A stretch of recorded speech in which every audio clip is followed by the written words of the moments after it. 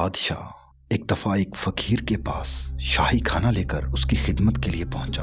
جب اس نے وہ کھانا فقیر کے آگے پیش کیا تو فقیر نے کہا کہ مجھے ایک آئینہ دیجیے۔ جب فقیر کو ایک آئینہ دیا گیا تو اس نے اس شاہی کھانے میں سے ایک برکی اٹھائی اور اس آئینے پر مل دی۔ اس سے وہ آئینہ دھندلا ہو گیا۔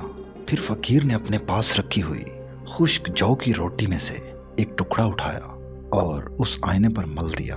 ایسا کرنے سے وہ آئینہ شفاف ہو گیا۔ پھر اس فقیر نے بادشاہ کی طرف مخاطب ہو کر کہا کہ اے بادشاہ، جان لو بالکل اسی آئینے کی طرح تمہارے شاہی کھانے دل کو سیاہ کرتے ہیں، جبکہ یہ جو کی خشک روٹی اس سیاہی کو جلا دیتی ہے۔